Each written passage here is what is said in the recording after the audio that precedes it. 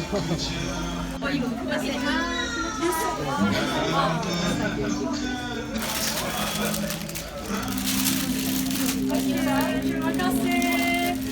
Gambarnya ada di dalam.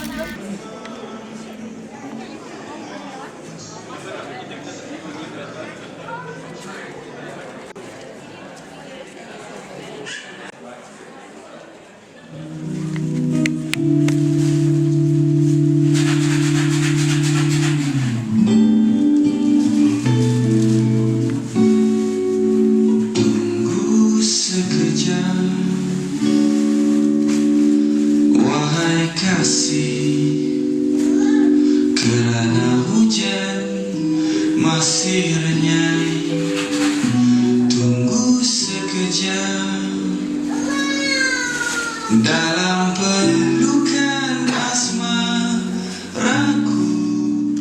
Penulis bagi buku Leluhur, the author for Leluhur.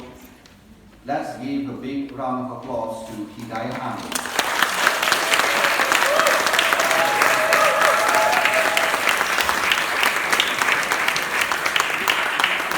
Hidayah will be sharing her experience writing the book. Please. Assalamualaikum. Thank you very much for coming. I see a lot of residents of Kampong Gelam, and it's quite emotional. I've only recently seen this video last night, and and I mean when I watch it, it's all this emotion coming out when you see the faces of familiar people and life in Kampong Gelam. So, okay, let me share a little bit about this journey. I was born in Gedung Kuning, which is at the Yellow Mansion just outside. My great-grandfather, Haji Yusof, Talipinggam, we know him as the pioneer in the Hajj belt. And he was born in Kandahar Street in 1855. So actually, some people ask me, where do you come from? Actually, my great-grandmother was even born here, so our roots are here. And why, Leluhur? Leluhur is a word, which has Javanese roots that means ancestors. Because I think we exist here because of our ancestors. And okay, let me just tell you how this journey came to be. When we were living Gedung Kuning, I think most of you know that I wrote my first book, Gedung Kuning Memories of a Malay Childhood, in 2010. So we left Kampong Gelam in 1999. That's why you see, I think we were the last few families who left in 1999. And I felt a sense of loss. Like, I lost my home, and I feel very displaced. And I wanted to write down about my own family story first. Actually, I wanted to write about Kampong Gelam, but then I thought it's such a big topic. Why don't I just start with my own family? So I wrote Gedung Kuning Memories of Malay Childhood, and then slowly from then on, branch out to Kampong Gelam. Even in Gedung Kuning, there are stories of Kampong Gelam itself. So then I decided, okay, I want to write about Kampong Gelam. There isn't a lot of books about Kampong Gelam. I think this is the first book, right? A real thorough research. And so I started this journey like a few years back. And then I called people and asked, whether I can interview them. I think some of you may have remembered, I talked to you, then I talked to my uncles, then I said, and of course, writing this book, there's a lot of challenges because some people do not want to be interviewed. I remember when I interviewed this family, and for 3 years, I kept emailing and calling, say, we're busy, so it's, so there's also the challenges in getting photographs and trying to verify facts, and here I'm very thankful because I was awarded the Heritage Project grant by NHB. I think that also helped in coming up with the book because, as you know, publishing is very expensive.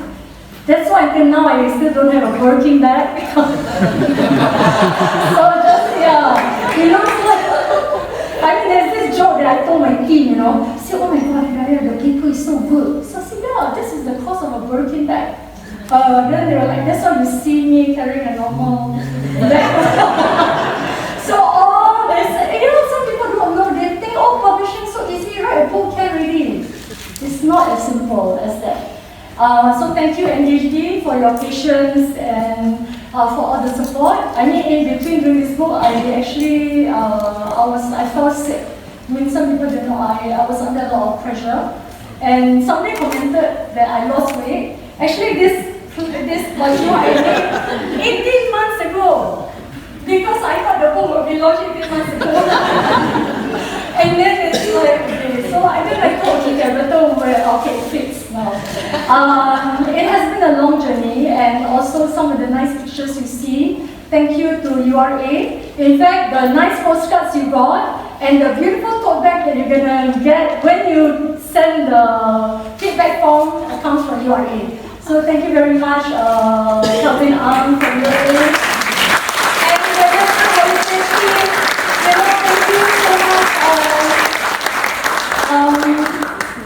And also, you all, you know, when I write this, I was thinking, how shall I write it?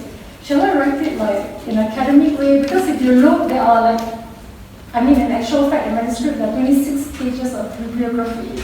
And you know, and I was telling my friend, hey, this is like PhD thesis, you know, but at the end, I'm still not a doctor. So I mean, to me, when I embark on Leluhur, it's actually finding out more about my family, myself, and learning who my neighbors are. You know, I know some people think that, hey, how do you, I mean, I'm actually the last generation that lives in so-called, the younger generation that lives in Kampong Gelam. So people say, oh, you're still so young, how do you know so much about this? You know, so that's also the challenges, and like I said, trying to write balance, because I want to write it in a way that is simple for people to understand, because, you know, my makcik, yes, they can understand English, but they want to read in a simple way. And then we also price the book cheaply. If you buy that kind of book outside, it's quite a lot of money, but we thought we have it reasonably priced so that more people can afford to read and enjoy, and maybe hopefully invoke some nostalgia. And so this, as with some of you have not been to my other book launches, if you see it, people always say macam orang kahwin, you know. Like, oh, like you're attending a wedding, you know, got burqa, got this, then she said, oh, must wear ethnic clothing, you know, and also kebaya. So I mean, it's something that I enjoy doing. And with my team is very small. Actually, Hello Books is very small, but you know, I have very good friends. I would like to thank some people right now.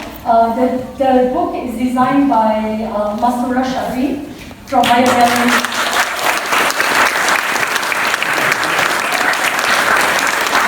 And only yesterday, Jeff complained to me. He said, you know, many nights I have to ask her, do you want something to eat? Because she worked until 3 a.m., 4 a.m. Yeah, so yeah, we don't have office hours time to work at that. Which one is your favorite books? I think all the stories. Pick one that makes you cry. All. She have yet to cry, it's promised, right? We want to see it. Let's have some drama. When I was told this story, my bulu rumah meremang. Meaning that my hair stands on end. Okay? This is under the chapter of identities. Identities talk about identity of being Malay and identities of being Muslim, religious identity. It's under Sultan Most Knows.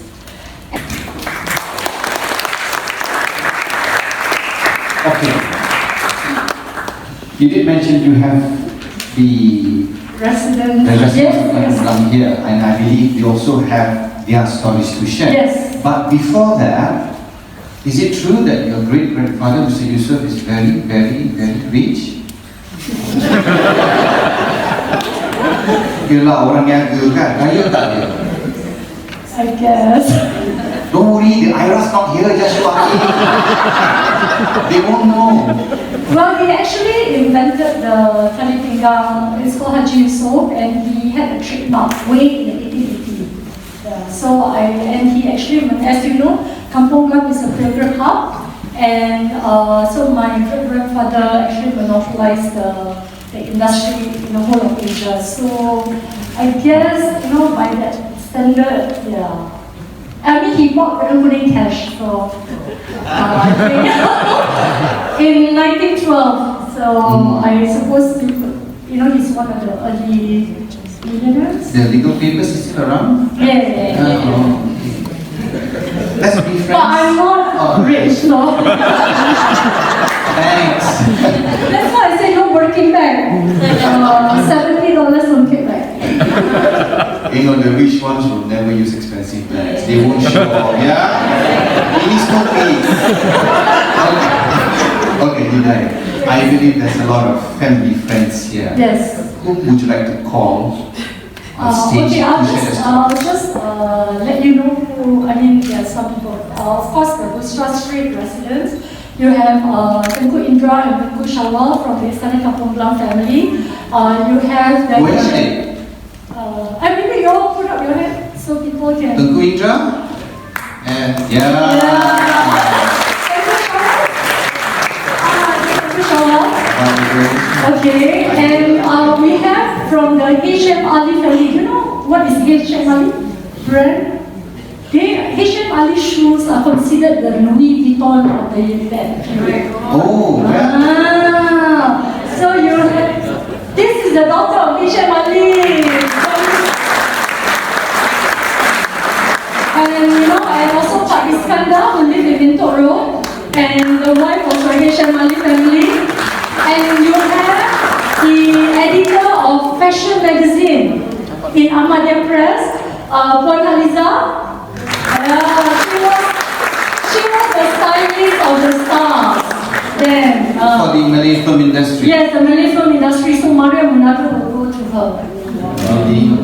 I would like to meet you too. We can just magic will happen. Okay. Yeah, Who else? Who else? Of course, you have my family, the Tali Pinggang family. This is the Tali Pinggang Haji. Yeah, but now you see the diluted version again. During my great-grandfather's time, the cloth was imported from Germany. So there was a lot of international trading back then, which I wrote in the book also. In fact, Kampong Gelam is considered the world's fair, where you can find anything from a needle to an ankle. Straits Times in like something newspaper. Yes, they're very rich. Okay, but is there any of our friends from Kampong Gelam who would like to step forward and share their stories or their memories of Kampong Gelam? Anybody who would like to share? Why don't you call? No, later they'll say, I don't want, and they will scold me after that. We are just being with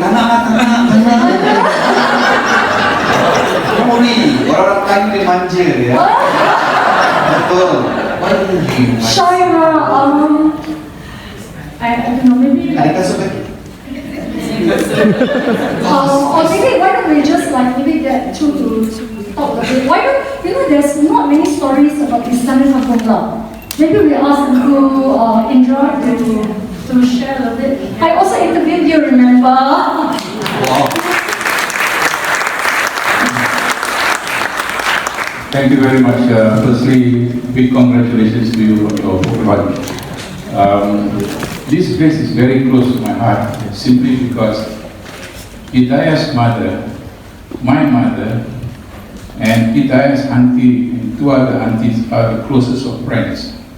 And I still remember when I was a kid, we don't have all the luxuries of handphone, not even telephone. When I want to make a phone call, I have to go to Gedung Kuning to borrow her telephone to make a phone call. Very rich, right? Right? And then, and I was born in this compound, and I was raised and even got married over here. And when I want to watch TV, we don't have television in those days. We have to go to Kota Raja Community Center. And if you want to watch Channel 5, there's a television right in front, and Channel 8 right at the back. So this place, although it is not very rich in its physical sense, but it is full of richness. The best food in Singapore, you name it, martabak, biryani, sup tulang, nasi rawon, nasi jengaran, all come from this area. Mee rebus all come from this area. That's why I call Singapore 7. We used to be called Singapore 7 is the cholesterol center of Singapore. And it is true.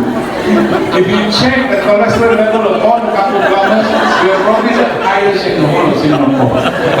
So this is a fantastic area. So the whole of Jalan Sultan, right from the beginning at the junction of North Beach Road, right up to Beach Road, all the food stalls, and Kandahar Street. Who said nasi kandar originated in Penang? No, nasi kandar originated in Singapore. The Indian stalls along Kandahar Street were the one who was serving nasi kandar.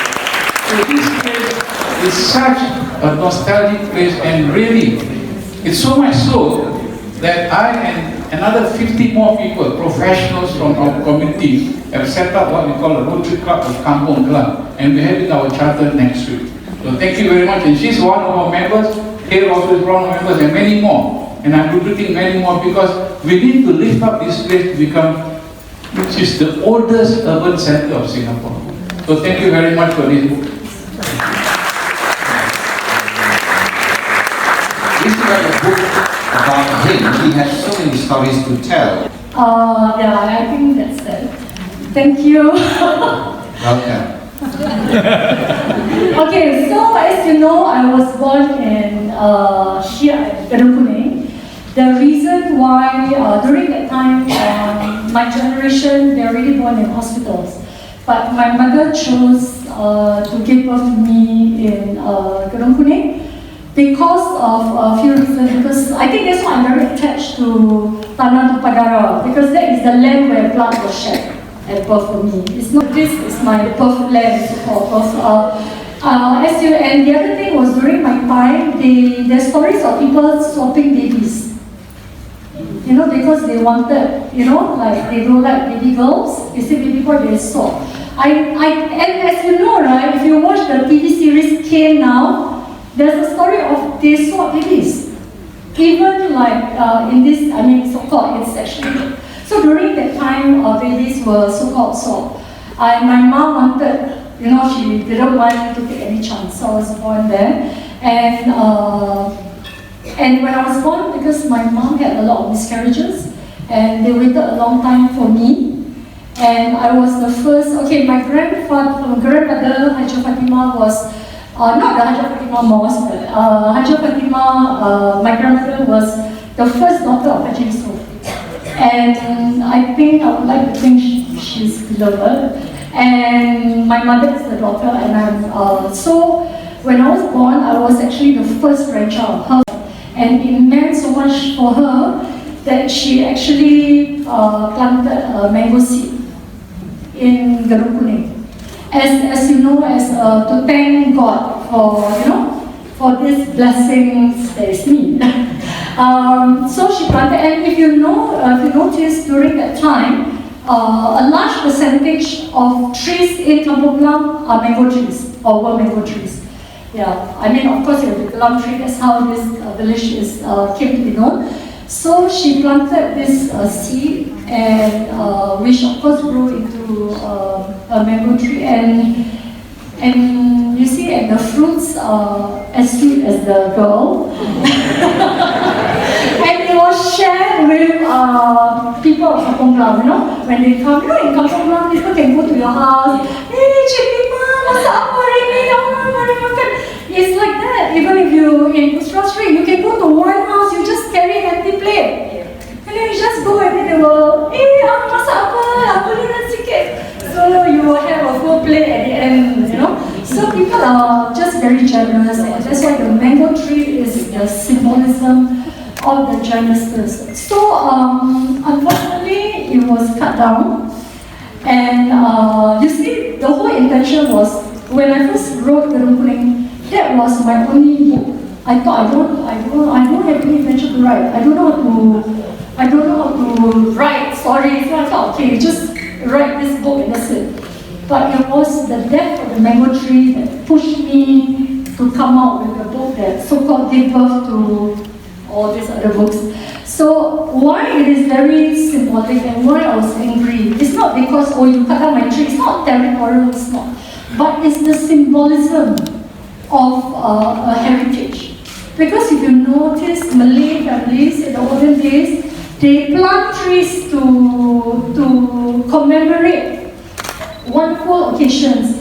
And trees, even in Islam, like most Malays are Muslims, to us, a tree is a continual, what's the car? What is the car? Charity. It's a continual charity because the tree sheltered animals. The tree sheltered humans. The tree give you food. You know, so it's life. So to me, the mango tree is symbolic and it also shows the love of my grandmother. And I mean, my grandmother and my mother, they have long gone, but I remember my mother said this to me. They call me Cik Ida. Say, Cik Ida, kalau kita tak tulis cerita kita, nanti orang lain yang tulis cerita kita. Say, Cik Ida, if you don't write our story, other people will write it for us. I also want to also say this. You know, this occasion also is a meaningful occasion because for the first time, you see, Haji Yusof has 2 wives. No, last time people got wives, huh? Not mistresses, but wives. So we are actually from the, just a little bit, we are from the second wife who lives in Gedung Kuning. The first wife lived in Normish Road, Nuripa. Basically, the brother of the wife met him on the way to Hajj.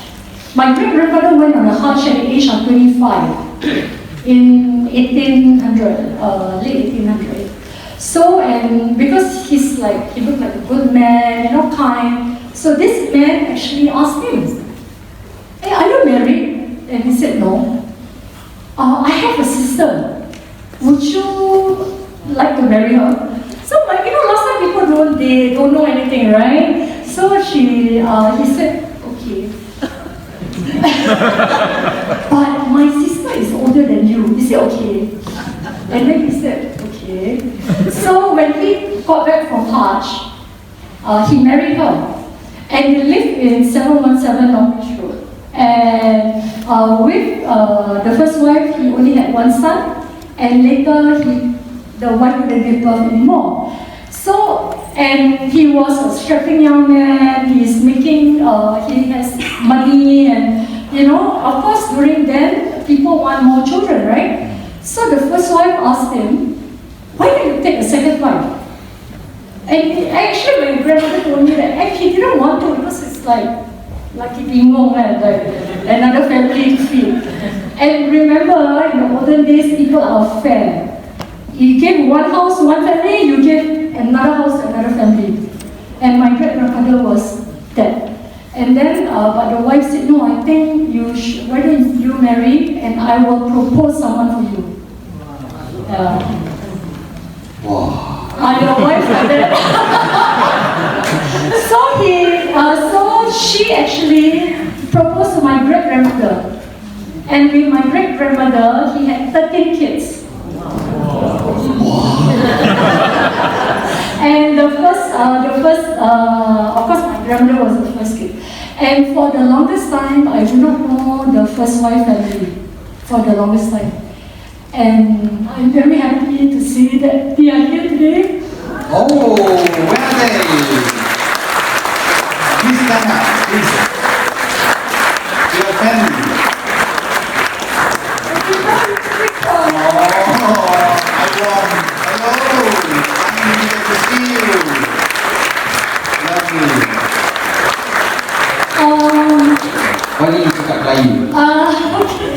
So if you see the 2 girls outside, the 3 girls, they are the 6th generation of my great-grandfather.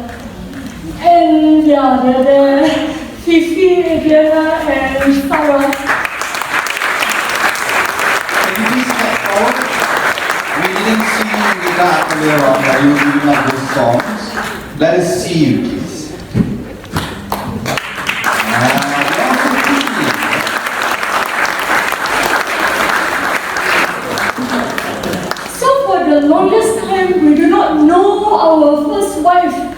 because of, you know, like drama.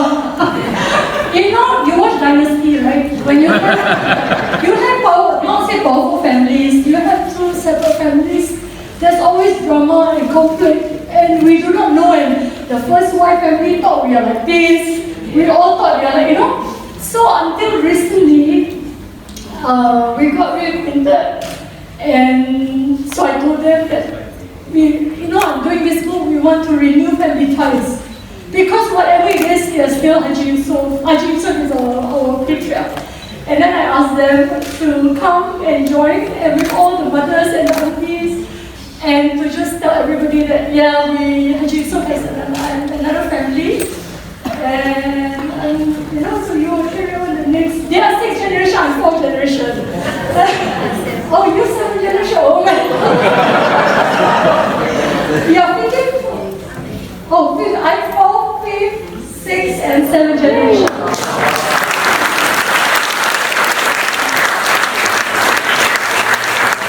And because, you know, I was thinking, right, I'm not getting younger, so I need to pass down all our archival research and all that. So I told, and I'm quite glad, we are now family, so, there's nothing like, last time there's Gedung Kuning family. Oh, orang Gedung Kuning, gini, right? You say this. So these are all the Gedung Kuning families, and this is the non-regional family. But, this book actually also brought a strange family together. So thank you.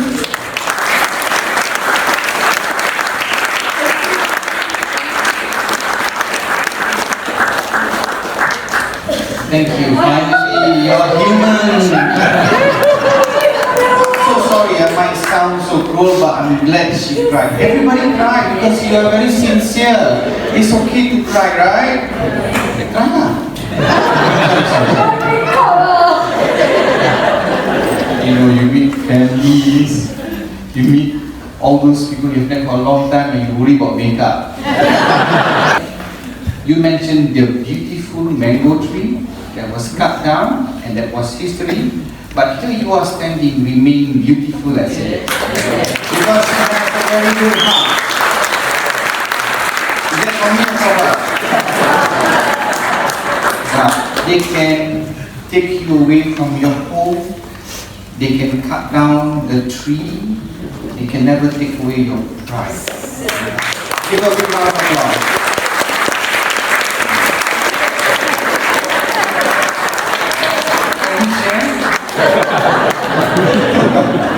Now, what are your hopes for Leluhur? What do you hope to achieve, or what do you want out of it? Let's step forward.